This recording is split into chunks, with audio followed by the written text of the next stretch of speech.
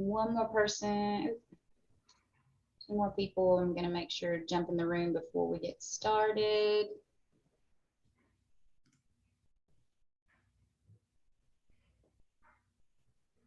All right, well, welcome everyone to our newly rescheduled shared services webinars, which I endearingly refer to them now as workshops on Wednesdays. So we are here with Colline Miller, who is our social media strategist. She is going to talk with us today about community engagement, about an engagement strategy.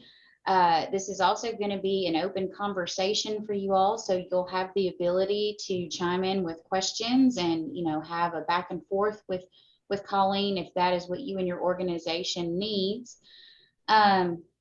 We also have a few things going on. I'm sure everybody's been getting my emails, and I'm sorry if it feels like I'm spamming you, but there's a lot of important information in there. Before we get started with Colline, I just wanted to make sure that everyone was aware of some upcoming opportunities that we have, especially with mental health awareness. In our efforts to provide, in ArtsBuild's efforts to provide a range of resources to the local arts community that we serve, we are helping to promote CHI Memorial's mental health first aid trainings. This is obviously especially valuable right now because we are recovering from the pandemic. So if you or your organization would like to take part in this training, please contact Carol Meredith, and I'm going to put her contact information in the chat. And then per usual, while I'm doing that, just want to remind everybody that we are recording. So if you have to jump off here for any reason, just know you can go back to our YouTube page and catch our meeting today. Another meeting that we had last Friday that you might want to catch, as this is only going to be available on the ArtsBuild's YouTube page for a limited time. We had a talk with our board member, Brian Kelly, and he discussed legacy giving. So I know that that's important to a lot of executive directors and board members.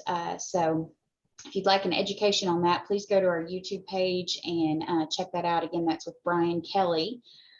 So with all that, quite a few announcements. I'm going to hand things over to Miss Colline so that you've got plenty of time to talk to her. But as always, you can email me at ArtsBuild. It's just Amy, A-M-Y, at artsbuild.com. So thanks for joining us today. Thank you, Amy. I appreciate it very much.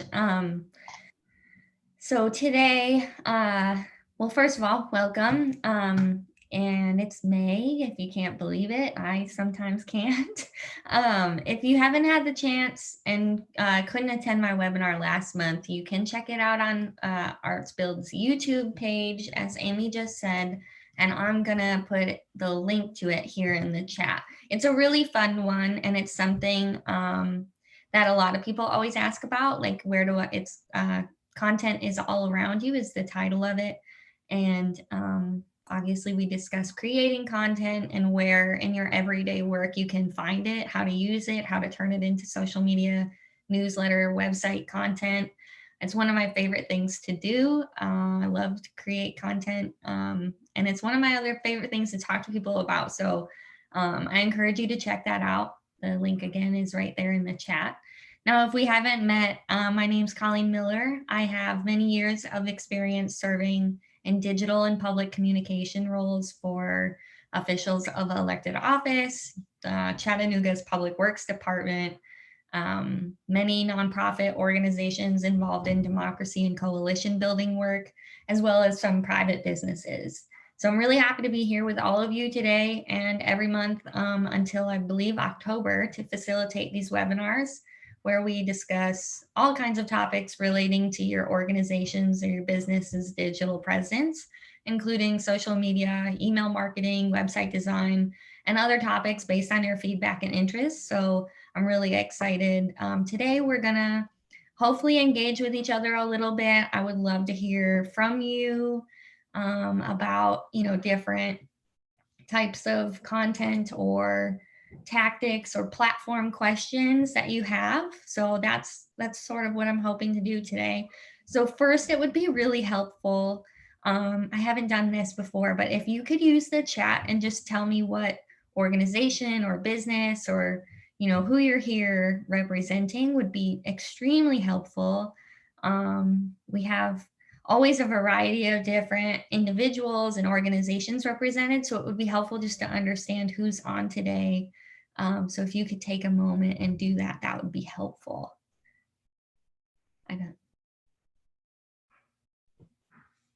Waiting to see what we got.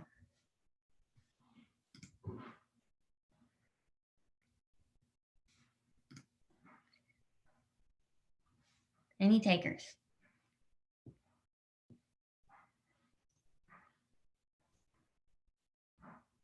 Visual artists. Everybody should be able to unmute themselves and share screens. Oh, there we go. Okay. And rushing from Sculpture Fields at Montague Park. Wonderful. We've got Harlan, who's a visual artist. Oh my goodness. Sorry, I'm very excited. Sunshine, you need no help. You're great at social media. Oh my goodness. I adore your stuff. All of it. Love, love, love. Oh my goodness. I'm so excited. Sunshine's on today. All right. I know we have more people than that, but we'll work with that for now. If you can, during this, feel free to let me know who you are and who you're here representing. If it's yourself and what you do, that's extremely helpful information to understand. So I guess we'll start talking about different topics, and then if you have questions, I would happily answer them. Any specific topics or questions that you've had, or yeah, anything you can ask. So I'll start with talking about when I took on this gig with Arts Build. I submitted a proposal that said, I really believe that any organization or business or personal business, if you're an artist in town, you should really have a holistic approach to your communication strategy. And while my webinar series is specifically about digital communications and social media, website, all of the digital stuff, you really should include more than that in your whole communication strategy. So, your brand is really important. And if you go back and watch any of my webinars or continue to attend, you will hear me repeat this over and over and over, that having a brand is just, first of all, really helpful to you and your organization and your businesses. It makes life really easy to have the colors and the fonts and things. You have to have a website. There's a whole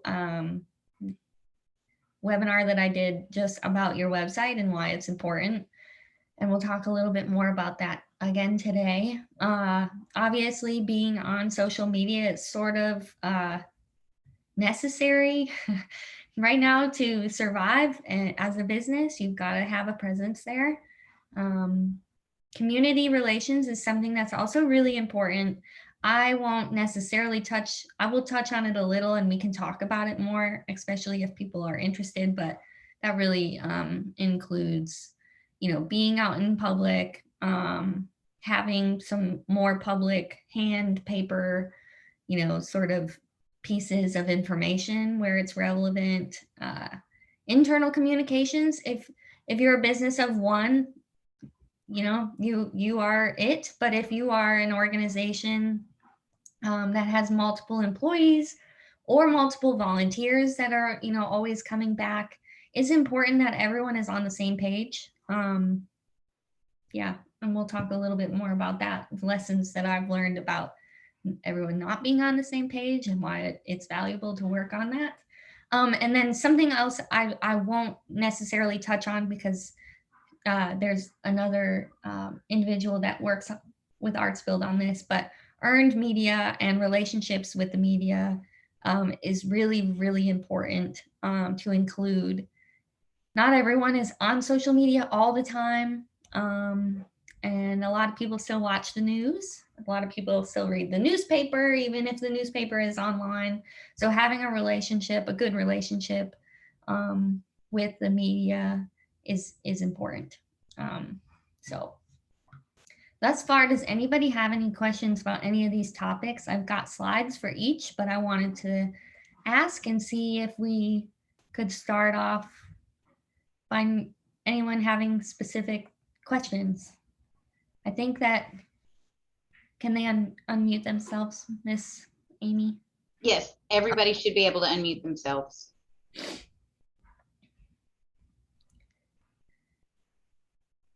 No? No topics that anyone wants to discuss? Maybe this next slide will help us guide this conversation a little bit more. So one of the second webinar I did was sort of like a it was called Hit Refresh on Your Digital Presence at the beginning of 2021. I almost just said 2020, but it is 2021 in January. And we talked about, going through all of your digital pieces, all your platforms, everything that's available to you, and refreshing. So make sure your address and contact information is up to date. And if you didn't have certain things, I encourage you to do them. So some tactics that I feel are absolutely necessary are our website. Even if it's simple, it's necessary. Making sure your Google My Business is up to date. Not everyone necessarily has like a physical address, but you're on Google likely, so you can claim your Google My Business. We'll talk about that in a little bit. Facebook is an absolutely necessary thing. That's the top used social media platform. You can't ignore it. And I really love Instagram if it works for your business. And an email newsletter. I like MailChimp, so we talked about that. And then the different content that you should be doing and according with the tactics is, a monthly newsletter or some sort of regular email newsletter situation. It could be bi-monthly. It just needs to be consistent. Again, regular, consistent social media posts. When you can, certain paid social media ads, and then updating your monthly website content. In our website website webinar, we talked about, how Google will rank you based on how consistently your website is updated. It doesn't have to be updated all the time, like every day, but it has to be updated, a consistent monthly basis or not.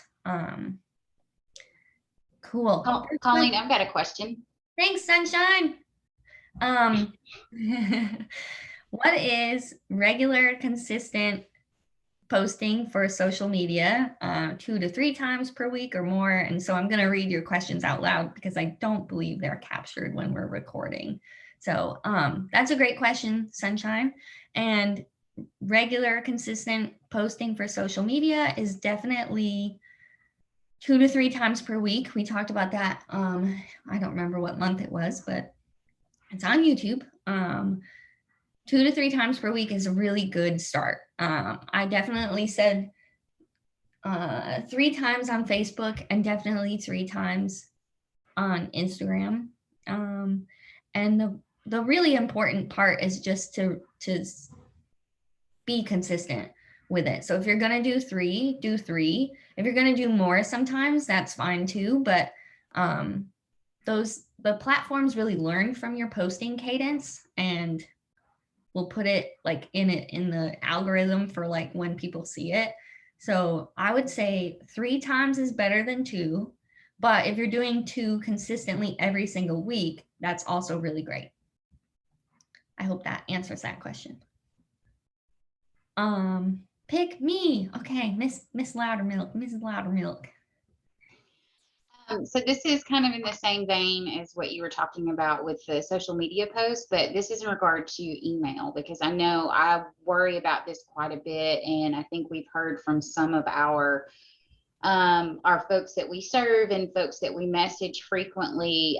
But we use email quite a bit, and we've got several different folks here with our Arts Build organization who send out emails. Right. And I try to communicate with them and be timely about it, because I know not everybody wants to get 3 emails in a day from different people at Arts Build. Yeah. So I definitely try to coordinate. For instance, when Miriam sends things out for her monthly Friday Zoom with the community, I try to tack on reminders about shared services and things like that. And some folks got an email from me yesterday, both our shared services folks, if you're on that list, and our new friends who are currently participating in the Holmberg Arts Leadership Institute for Arts Build, got an email from me with some reminders. So can you talk a little bit about a good communication strategy with email? Because I know not a lot of times when folks see like multiple emails from the same organization, it's just like trash. Like if it's something I need to know, they'll follow up with me in text or email. So is there a really effective way, especially with having multiple folks who are in charge or sending out messages to different email lists within an organization? Is there a good strategy there? Yeah, great question. So this is probably could be a whole webinar now, and I know you and I were talking about strategy for the remainder of my webinars, and I felt like I was running out of topics, but this is really important. So first I'll say, I know that that's probably a little bit frustrating because all the information you're giving is really important. 2, it's actually wonderful and lucky that your team really wants to send, put together the content and put it in emails. So like that's a win, because that's really, really hard to do. So that's a win, but you could restructure it. So something that I have helped some other organizations with as far as email marketing is getting on a regular, consistent basis and trying to make a day in the week where it's just your shared services email newsletter, which I think that you do, or, the once a month and it's just shared services. And then there's, if there's one-offs that need to happen, that's fine, but they should be very short and condensed, and the subject line for those is really important. Like, please read whatever, Friday's webinar, important, like, you know what I mean? Like just very specific email when it's off the normal cadence. So if you've got, I would just make them consistent. So I would do 1 shared services update a month, or maybe 2. If you want to remind people about a specific shared service webinar that's coming up, like maybe you don't have enough signups for something, or you would like a little bit more signups for something, just make that a very short email and to remind people, and use that subject line, reminder, register for this webinar this Friday, right? Like make it feel urgent, but make the email body short, condensed, so that there isn't a lot of scrolling. Now your like email updates that are longer to tell about the month's shared services should probably come out whenever that works, like probably the start of every month, which I think you do that. For the most part, yeah. Yeah, after we did a little restructuring, and so I was a little late with it this month, but typically I try to make it either the very first of the month or the first Monday of the month. Okay, so that's really good. And then, do those quick one-offs using that subject line. If you need more signups or something like that, if you're holding an event that you're like, hey, this is a thing and this is why it's important, just make it really short and condensed and sweet and to the point in the email, because people will read your emails. It's just if they're very long every single time, then, they have to keep scrolling to find the information they want. The other thing I'll say is, if it's a long email, put like a table of contents almost at the top for what's down there. Do you have that in your? I don't, but that's a great idea. I never thought to do that. Yeah, so it's kind of like what's in this email newsletter so that they know, like, I don't really, I don't really need to know about that. This is not the thing I'm interested. Oh, this is where it is. So they know that they know that information is in there, and they know right where to go in the order to find it. You know what I mean? So you can just scroll through it. Okay, so from a Holmberg Arts Leadership Institute folks in the group, no, I'm listening, and that is something I will try in my next email, because my emails to that group tend to be pretty long-winded, Yeah. And just just because we have so many things to cover in such a short amount of time. right. And also I wanted to add, if there's anybody here today who has done something or experimented with any of these tactics and content that have worked really, really well for your organization, depending on the size or the content, let us know. Let us know. This is a good conversation to have. We're all learning here. We're all trying to communicate effectively. So Yeah. definitely share the good stuff that's happened, as well as questions. Yeah. I will say, Amy, definitely use that table of contentsy kind of like, what's in this? What's in here? Sort of like, and list them in the order that they're in. It takes a little bit of extra time to add to it, but it's kind of like a mental, when you click it, it's the first thing that you see, which is helpful. Like, oh yes, I do need to read this thing, and they can go down to that. Now the one-offs are a little bit difficult. I know what the part of your question was, ahead of webinars, there's emails that get sent out. Just make sure they're short, and the subject line is like, you need to know this thing because of this thing. So make it very specific. I feel like I answered your question, but sometimes I just like get on a tangent. So No, you feel you absolutely did. And a lot of, I sent one out yesterday or the day before yesterday. I can't remember. My days are running together, but that I had a question in the subject line. Yeah. Or I'll, if it's for our Holmberg Arts Leadership Institute, I'll put the abbreviation for that group and then a dash and whatever the topic is, so they know that it's pertinent to that Right. organization. Yeah.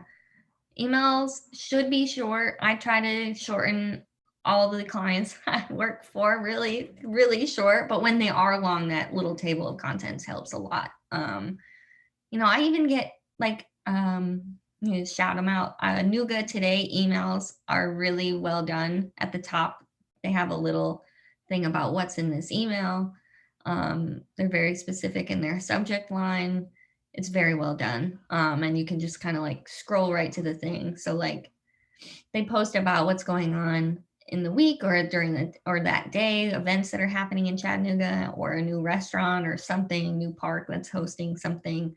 And if I want to skip all the other information, I know I have to go three large subject heading lines down in the email to get to the thing that I want to read. So that's the other piece, is to use your fonts well. So if you've got, 5 topics of conversation that you need, to divvy out, and that's your table of content, make those headings very clear that that's what you're working with. Just like a report, like a physical report that you created, like those big giant headings tell you where those new sections are. So use the fonts and the colors and be consistent with that. There's another question. Okay. How do you grow followers on Facebook and Instagram? I recently got a lot of likes for an image, but no follows. It's a great question. Facebook, I encourage you, like right now, to go to that post on Facebook. And I wish I could show you. When you look at that post, you'll see on the bottom, like, this many people liked it. If you click that, this many people liked it, it brings up this little screen that shows you all the names that liked it and whether or not they follow your page. And you can press invite and invite them to follow your page. So that is honestly the cheapest and easiest way to get followers. It's an amazing feature, and I'm hoping I'm telling you this and it's still there. On Instagram, it's a little bit harder. You kind of have to push them to do it. I encourage you to, at the end of your post at the beginning, to definitely like do the YouTube thing where it says subscribe to my channel, but it's follow my page or like my Instagram, and just remind them. You have to remember your followers or people that like your posts are human.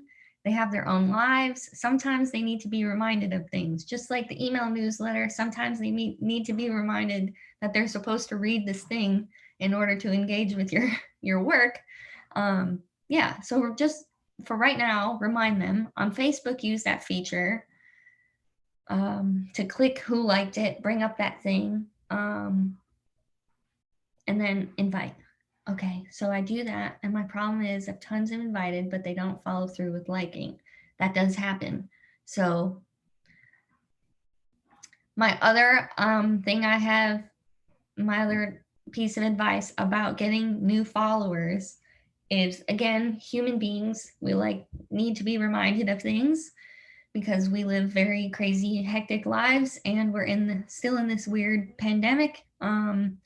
So if you can spend money on paid advertising on both Instagram and Facebook, I suggest to spend a little bit of money. It doesn't have to be a lot. It could be $10, $15, $20, and do the advertising that brings followers to your page.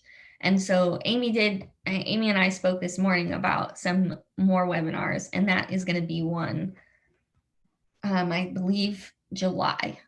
I'm going to do it in July, or I can do it in June. It's up to you all, what you would like to hear sooner about, if it's social media metrics or the paid advertising and boosting of posts. So you tell me which one you want to hear about first, June or July. It's between those two topics. You're going to have to do a little bit of work to get them to follow through with liking. And sometimes the best opportunity is to do a little bit of paid advertising to consistently get your page to be in their feed and in their face to like it, mostly so that they can get served a new ad. But that is one of the easiest and fastest, and in my opinion, one of the best ways to use paid advertising and any extra funds you may have. And like I said, $5, $10, $15, $20 will help a quick boost on your follows, and it's worth the small amount of cash to do that, because once you do that and they're a follower of your page or they've liked your Instagram, if they get served one of your posts on Facebook or on Instagram and they like it, that goes in their feed and their friends see it, and so it just keeps fueling itself. So I know that growing your followers on Facebook and Instagram can be really, really frustrating. And in my all about Facebook and Instagram webinar, I just said, be patient. You have to, do the work to be consistent. After Sunshine asked the question about how many times to post, you just have to be really consistent and follow through. So I do that. Yeah. Oh yeah. I do that. So my problem is I've invited, but they don't like. We do that with our Square site, and the ads made a difference in sales. Yeah. So use that same thing on Facebook and Instagram. And when you buy a Facebook ad, you can choose to have it also be put on Instagram if your Instagram and Facebook are linked, which you should do.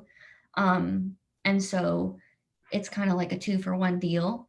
So it's well worth $20, I will say.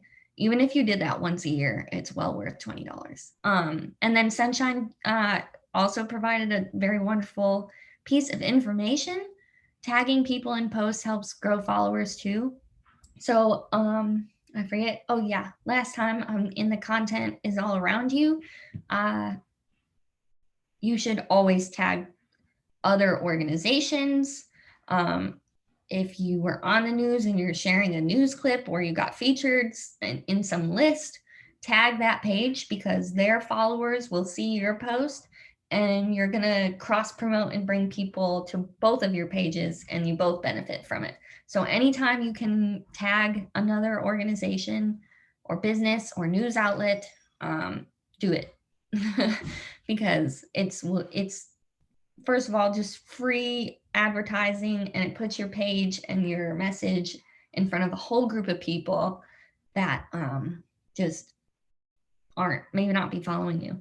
A good example of that is when I was running Public Works's page. Anytime we could, tag another city department's page, it just cross promotes. And, even though it's all city work, not everyone is following all of the different city Facebooks. So that is an amazing thing. Thank you, Sunshine, for saying that. I appreciate it. I missed Kimberly's question. Those specific subject lines are very helpful. Yep. Shorter messages more often. Don't send info on events that are happening the next day or two. People don't always read their email all day, every day, so may get the info they need too late. That's very smart. I will say like a 4-day, if it's immediate, a 4-day heads up is good. Sometimes I know like the next day or two it happens, because again, we're all humans, and keeping on top of all of the things, I'm sure, especially for Amy, all the work that ArtsBuild does and has going on is difficult. So heard, and we'll try. And 4 or 5 days out or the beginning of the week, if it's an end of the week thing, it's great piece of feedback. Thank you, Kimberly. Harlan, what are the best hashtags to use? So that depends. It's a great question. If you're in Chattanooga, it's a great one. There's all different versions of Chattanooga. So like hashtag CHA is one that I used a long time, but Chattanooga is definitely an important one because on Instagram and Facebook and all social media, you can put the hashtag in the search bar of the social media platform and see what's been posted about Chattanooga that day. So like if you go on Instagram and you type in Chattanooga, you'll see all the things that are going on usually. A lot of events use that city hashtag to get that at the top of the list. I know I on Instagram post that as well because I know that like local social places use that at the bottom of their thing, so I can see like any food or drink specials that are happening that day. So definitely Chattanooga is one. I would encourage you, and I in the last webinar talked a lot about hashtags. I encourage you to create your own and use it all the time. So Sunshine has done this. Sorry, Sunshine. She has done this with Outdoor Chattanooga, and it's like a it's hashtag get out and play, and it's there like it's the tagline, and it's almost always, I'm sure, come out and play. Sorry about that, Sunshine. Thank you. And it's always on every social media post. So that's not only wonderful because like if people are trying to find out about what Outdoor Chattanooga's got going on, she also has them for her personal business. She's put them in the chat. It's not only good to have your own hashtag for your business or your organization, to, just have that. It's helpful for you if you ever are doing something like this or want to go find an old post and see how it did, or, just take a look at what other content you've posted in the past to not redo or, repeat yourself too much. You can put your hashtag in the social media platforms and find all your old posts, which is super helpful. I used to, put CHA Public Works in literally every single post. So create your own hashtags. Obviously, there's like the daily, social media type posts like Motivation Monday, Throwback Thursday. So those are hashtags to use. I would just say be relevant with your hashtags. I know that, Instagram, oh yeah, Waterfall Wednesday. Sorry. When you're using hashtags, there's all this research and stuff that says on Instagram, you have to put 10 or more hashtags at the bottom. And yes, that's true, but they should be relevant and not just random hashtags. So make sure they're relevant, make sure, the other people are using them or you've used them consistently enough that people expect to be able to find stuff under that hashtag if they search for them. I hope that answers your question. Hashtags are tricky for sure, but I would suggest you make your own. If you're a visual artist, make one that's your business name, make one that you feel embodies your art, and use it consistently. Wow, these are great questions. I'm so thankful y'all have chimed in, and I appreciate all the feedback for sure. Is there anything like I've got some other things to chat about? Oh, content, don't overthink it. It's all around you. That was the last webinar. It was fun. Reuse your content, repurpose your content. Your content can be in your emails, on your social, made into website content. It can be repurposed. It can have a new graphic attached to it. Just, don't think too much about it. It can be about you. It can be about your services. It's about, what your business means, all the things, your mission, your vision, your values. You have so much content. You just have to get out of your own way and stop thinking about it and just, put it together.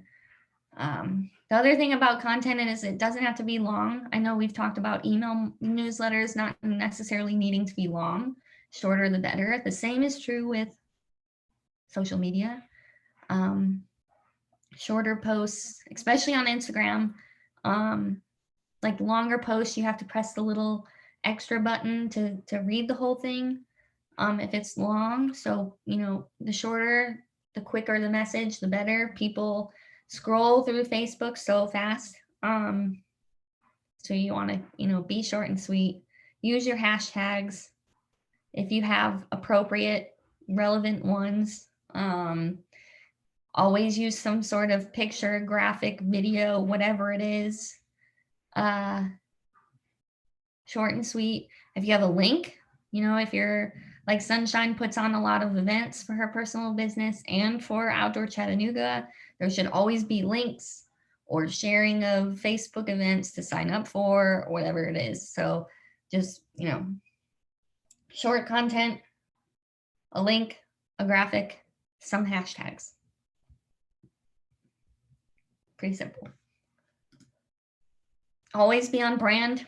If you don't have one, get one, create one. I have a brand for this webinar, and it's these colors, it's this font, it's the structure. When you have a brand, and I think I say this on every single webinar, when you have a brand, it makes things so much easier because you're not like trying to fiddle around in Canva with all the pretty colors and all the cool fonts and all their setups. You have your colors, your font. It's easy and it's consistent. So when people see it, like when I see Outdoor Chattanooga's colors and their logo, it's always the same. I know exactly what I'm getting and who's talking to me, which creates a lot of trust. The other thing I'm very much a stickler on is make sure that you read it and it's all grammatically correct, spelled right, all the things.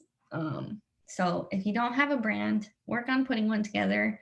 It's really easy and really simple. And stick with it because it makes life so much easier. Sunshine is giving a lot of good tidbits in the chat, so get there and follow those links because she's correct. That is a great platform for adding multiple website links to your Instagram profile, which is necessary because Instagram doesn't have a lot of opportunities to put links. And we talked about that before, but I'll repeat it. You have the bio link, and sometimes they'll let you put it in Insta stories if you're cool. But other than that, links don't work in Instagram regular post content, so don't do it. It's very frustrating when you can't click it. So definitely save that link that Sunshine just put in. I just did. And use it if you are a organization that holds events, that posts a lot of things that are like linked back to your website or a Facebook event.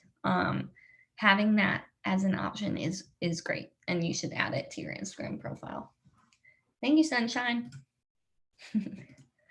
So your website, again, we've done a whole webinar on it, but I'm happy to repeat. It should have a clear purpose. It should be visually appealing, super easy to navigate. Super complicated websites are not actually helpful. It's not throw all the information on a page. It's follow a link and get exactly where you need to be. So it should be up to date, and it should be technically stable and secure. There's nothing worse than, say, if you're buying, an attendance spot in an event and it costs money, and you go to their website to buy it, and the web page pops up, or it's in the top left corner that it says not secure. You don't want that. I don't want to put my credit card information in it or any personal information on that page for sure. So these are very important.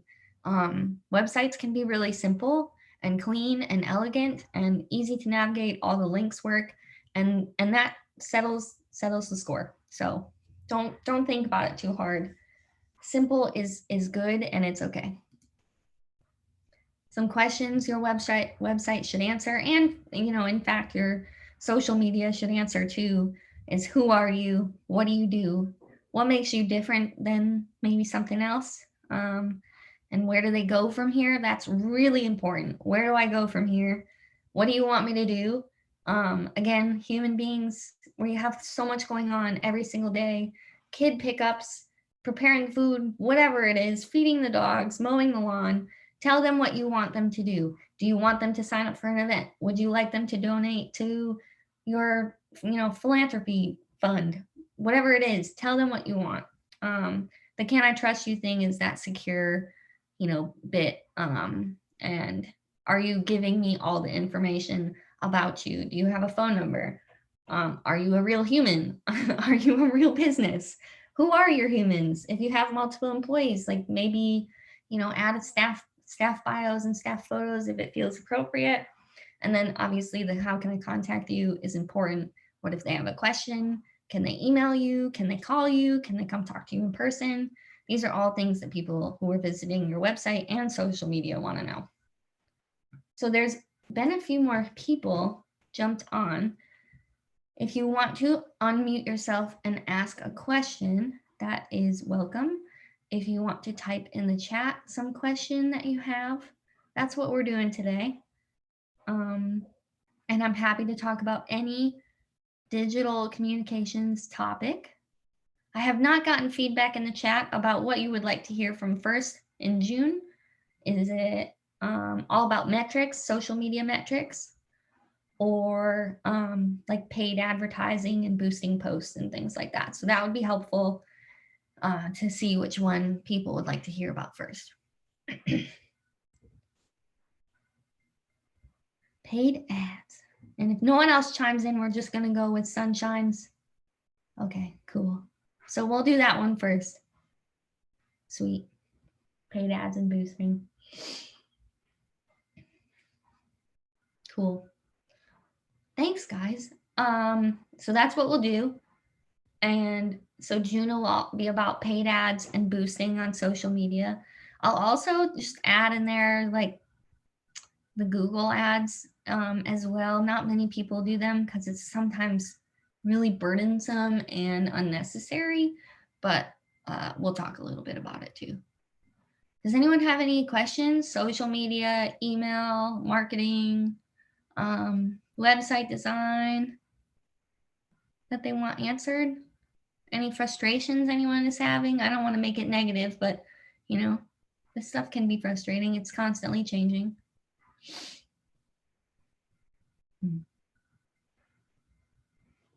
Well, we talked a lot about social media.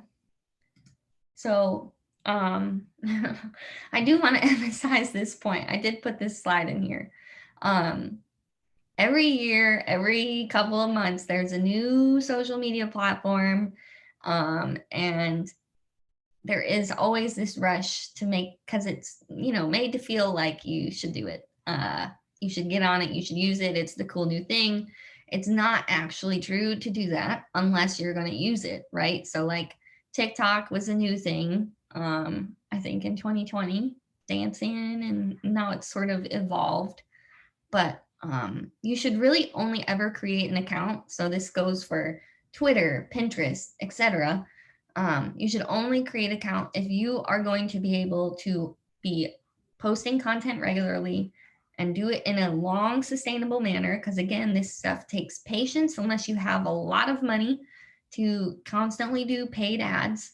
To do organic growth takes patience and time and regular posting. So if you can't do that on a new platform, don't do it to yourself. Go to the originals, Facebook and Instagram, where all the human beings still are and probably will be for a while. And don't do yourself a disservice of creating some new fad account or even a Twitter, because it's not necessary. It's also important to ask, is my audience of human beings that I want to engage with on this platform? Twitter is a very specific platform with very regular, consistent 24-hour news updates sort of thing. Your audience may not be there or may not be consuming their information there, so it may not be right for you. So that's important. So we have a question, I think. Google AdSense to draw in multiple streams of income. I can add that to that webinar. It is a valuable thing, but I'll say minimum about Google Ads is it's tied to your website, and your website for Google needs to be constantly updated for them to feel that it is valuable to put their ads on there. And it has to have visitation, right? So if no one's visiting your website on a regular basis, they're not going to be clicking on ads.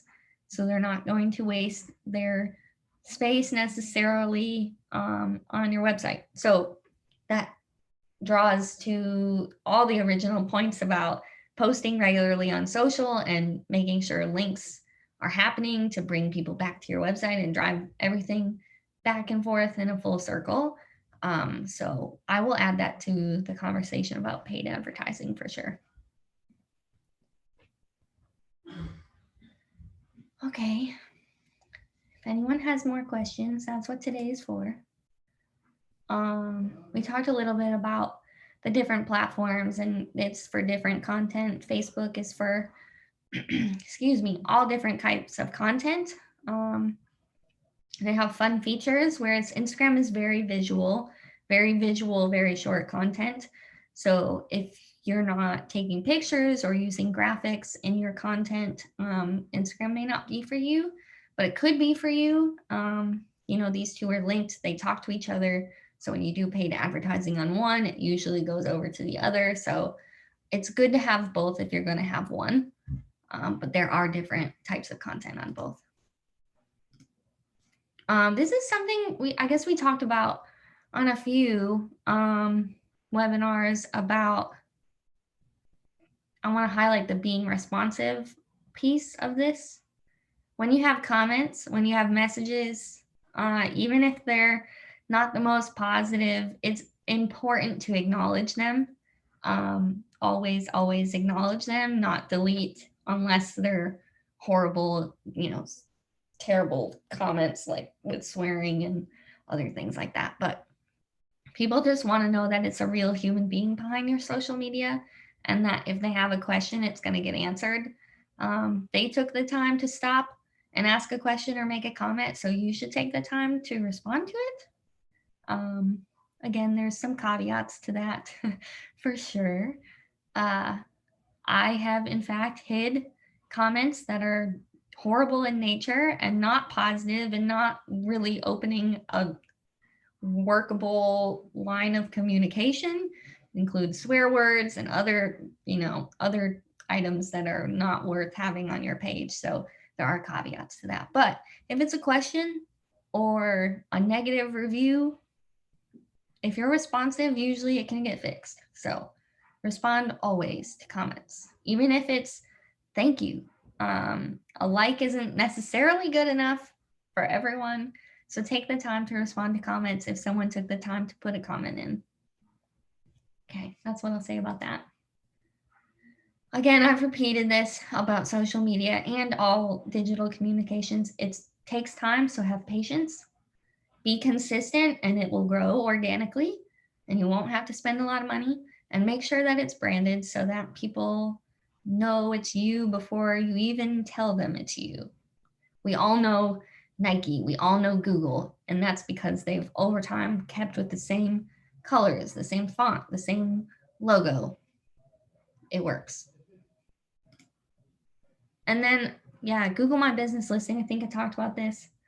If you haven't, you should claim your listing so that you can manage it. And you can add photos and you can add menus and you can add links. It's really important. I know that when I hop in the car and I know I'm going out to dinner, that's the first thing I do is go to Google and type in the restaurant name and send myself there.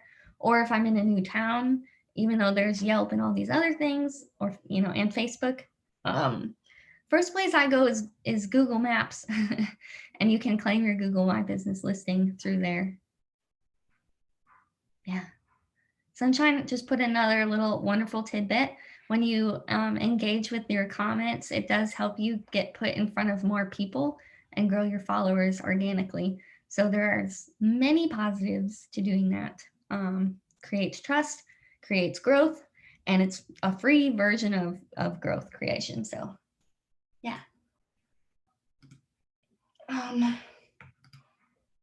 Amy, we wanted to talk about community relations a little bit.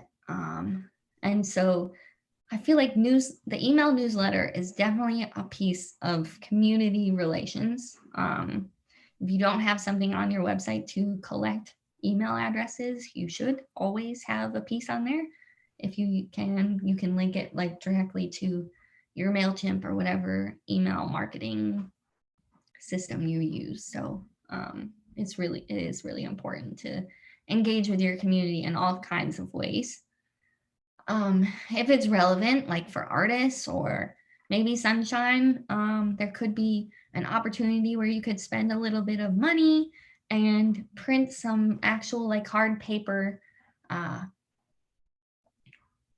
pieces for like a bulletin board, or to put out at a coffee shop where people frequent downtown. I know a lot of the coffee shops have bulletin boards, so that's like a super easy, free way when people are waiting for their coffee to be made. I always glanced at them. That might be because I'm in marketing, but those are quick, easy ways to do that, to engage the community. Are there any free email marketing platforms? It's a good question. Oh, is anything free and good? No. Sorry. No. So you could get really clever with Canva or some other, designing situation, and you can create a Google group, on whatever your website is, the platform it's on. You can always collect email addresses on the back end and manually put them into a Google group and do your newsletter that way, and use some really, fonts and things like that, and send emails through Gmail. That is free. It's not pretty because you can't make it all pretty.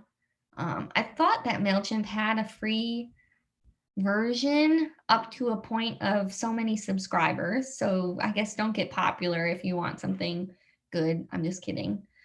Get very popular and have people sign up. It's just kind of something. Sometimes you got to pay to play. I don't know. What do you use right now, Sunshine?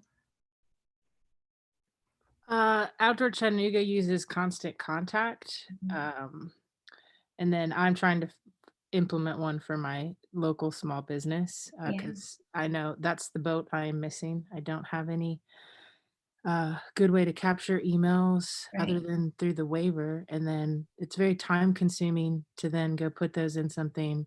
And yeah, using Gmail doesn't create very visually appealing emails to send out. And I just, as a small business owner, having a hard time justifying the cost, Yeah. subscription cost for many of the things that help streamline and save time. Yeah.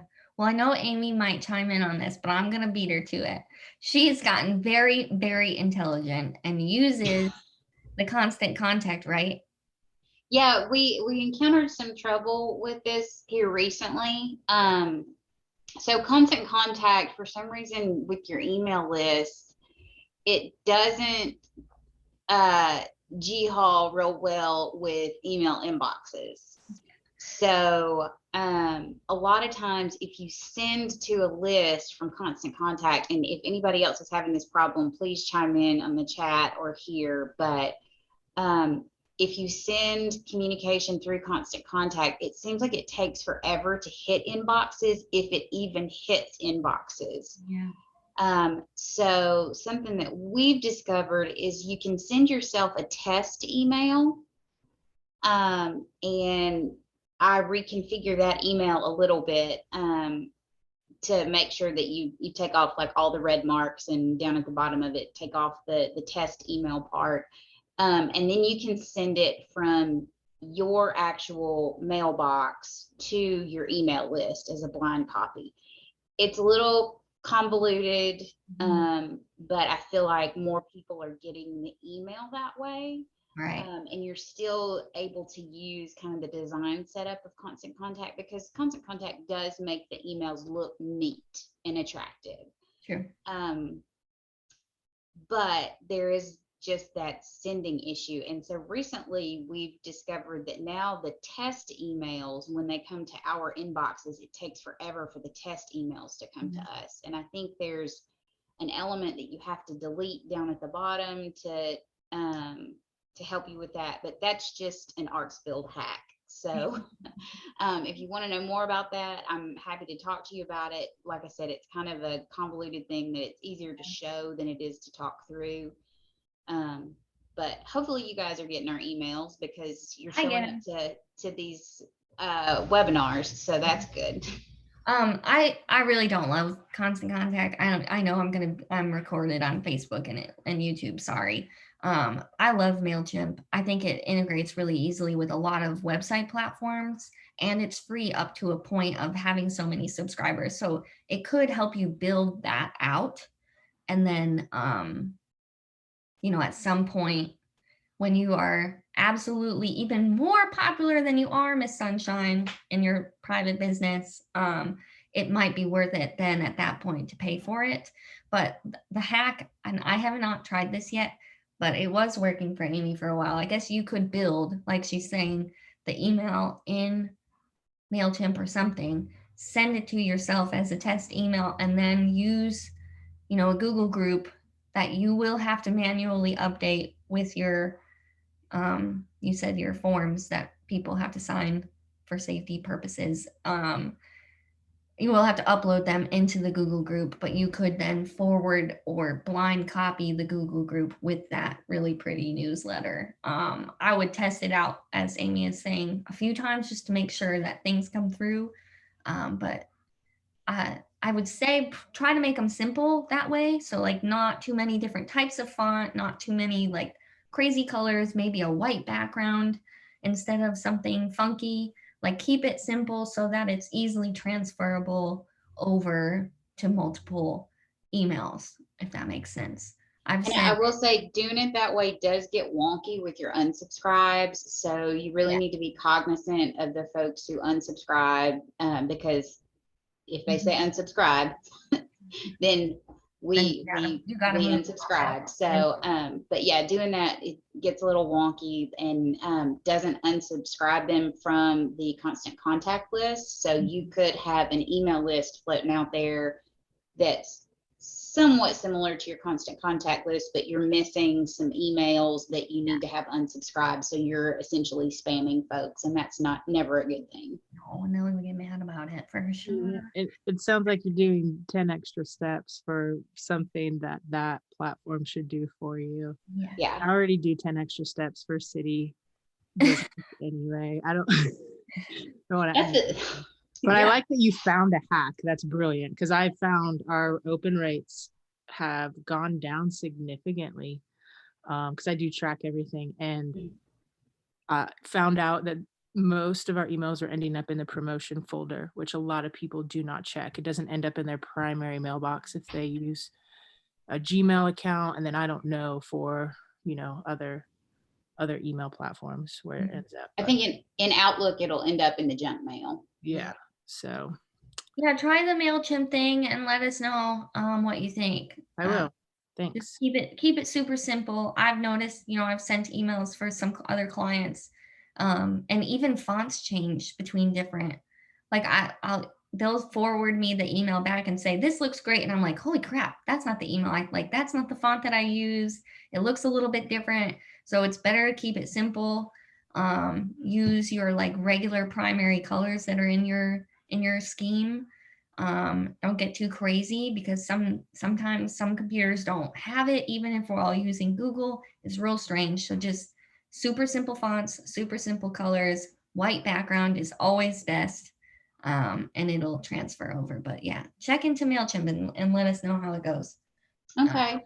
Well, and Colleen, I know that happened with us with the last the email for the shared services for May that I sent. Remember, it was really wonky and just your section of it. I did not do that on purpose, I promise. So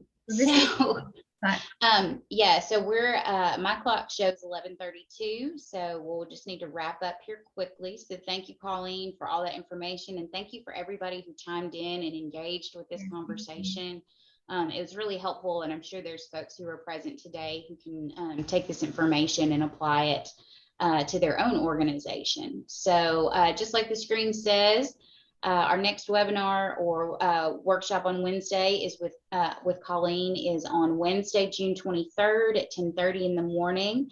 She's going to be talking about social media analytics, because that's going to really open the door about, posting your events and boosting posts for the following webinar. So this is almost going to be like a series, a part 1 and part 2. So definitely check that out. If you can't, know that we will record it, and it will be posted to our YouTube page. You can also catch us on Facebook Live. However, it's hard to engage with that one. So if you'd like to engage in real time, try to carve out some time to be with us on June 23rd to talk about analytics. So with that, no, ArtsBuild is learning with all of its email communication. So I know we're sending you lots of information, and so we appreciate your patience as we kind of get on track of what's being efficient and not overloading you. So if you've got any questions or any additions, feel free to reach out to me at ArtsBuild. It's amy@artsbuild.com. Colleen, if you'll pop your email there in the chat if folks have any questions for you. But with that, thanks a lot, everybody. Have a great Memorial Day weekend. Wear your sunscreen, play in the water, eat lots of good food, and be safe. Yes, thank you, everyone. I appreciate it. Thanks. Bye.